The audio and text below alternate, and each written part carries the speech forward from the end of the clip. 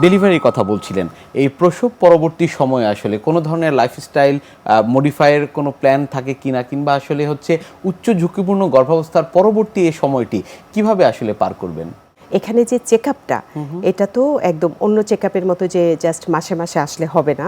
এখানে তার ডাক্তার যেভাবে বলে দেন ওইভাবে প্রয়োজনে 15 দিন পর পর, 7 দিন পর পর, 3 দিন পর পর, বা এই যে প্রিএক্লাম্পসিয়া নিয়ে আমরা আলাপ করলাম, ওই প্রিএক্লাম্পসিয়া সিভিয়ার থাকলে তো আমরা ভর্তিই করে রাখি। হ্যাঁ, এবং এইভাবেই তার এখানে প্রাতিষ্ঠানিকভাবে ডেলিভারি হবে, যেখানে তার সব ধরনের ঝুঁকি ম্যানেজ করার ব্যবস্থা আছে। হ্যাঁ, এই জন্য অনেক সময় যদি পেশেন্ট জেলা লেভেলে থাকে, আমরা বলি তাকে বড় হাসপাতালে পাঠিয়ে দিতে, কারণ বাচ্চাও এখানে ঝুঁকিতে থাকে। বাচ্চার সাধারণত ওজন কম থাকতে পারে বা অন্যান্য সমস্যাও থাকতে পারে। তো এই যে ডেলিভারিটা হলো, তারপর প্রসব পরবর্তীতে তার অনেক কিছু করণীয় আছে। প্রথমেই হচ্ছে যে একজন বাচ্চা নর্মাল ডেলিভারির পরে একজন মাকে কিন্তু আমরা পরের দিনই ছুটি দিয়ে দেই, বা সিজার হলে 3 দিনের দিন ছুটি দিয়ে দেই। কিন্তু এখানে এটা করা যায় না, কারণ এই যে এক্লাম্পসিয়া, প্রিএক্লাম্পসিয়া, এগুলো ডেলিভারি পরপর আবার আসতে পারে। এবং ডেলিভারি পরে যেই এক্লাম্পসিয়াটা, সেটাকে পোস্টপার্টাম এক্লাম্পসিয়া বলে, এবং এটা তার আগের এক্লাম্পসিয়া থেকে আরও তীব্র হতে পারে। তো এই কারণে তাদেরকে ডেলিভারির পরপরই ছাড়া যাবে না, তাদেরকে ক্লোজ মনিটরিং করতে হবে। এবং হয়তো বা নর্মাল হলেও আমরা তাকে 3 দিন 4 দিন রেখে তার প্রেশারটা ভালো কন্ট্রোল করে, তাকে ভালো করে কাউন্সিলিং করে বুঝিয়ে যে পরবর্তীতে তাকে আবার আসতে হবে প্রেশার মাপার জন্য, হ্যাঁ, এটা বুঝিয়ে আমরা তাকে ছুটি দেব।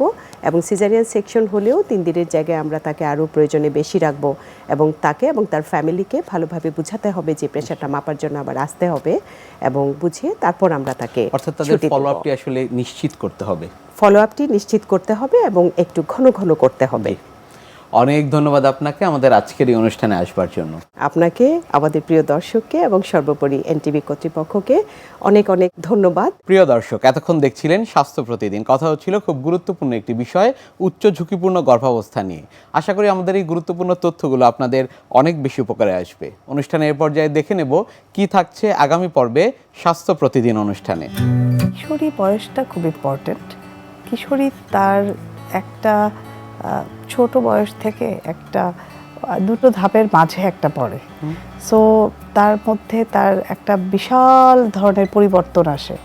প্রথমত আসে তার শারীরিক পরিবর্তন, দ্বিতীয়ত তার আসে মানসিক পরিবর্তন, তারপর আসে তার সামাজিক পরিবর্তন। তো এই 3টা পরিবর্তন নিয়ে সে রীতিমতো হিমশিম খেতে থাকে। তখন তার পাশে দাঁড়ানোটাই হচ্ছে, আমি মনে করি, সবচেয়ে বড় প্রয়োজন। বিশ্বের যে কোনো প্রান্ত থেকে যে কোনো সময় আপনাদের পছন্দের অনুষ্ঠান স্বাস্থ্য প্রতিদিন দেখতে ভিজিট করুন আমাদের পূর্ণাঙ্গ ওয়েব পোর্টাল www.ntvbd.com এ। এছাড়া এনটিভির সব জনপ্রিয় অনুষ্ঠান ও খবরের আপডেট পেতে ভিজিট করুন আমাদের ইউটিউব চ্যানেল ও ভেরিফাইড ফেসবুক পেজে। আজ এখানেই শেষ করছি, আগামীতে আবারও দেখা হবে। সে পর্যন্ত আপনারা সবাই ভালো থাকুন, সুস্থ থাকুন, এনটিভির সাথেই থাকুন।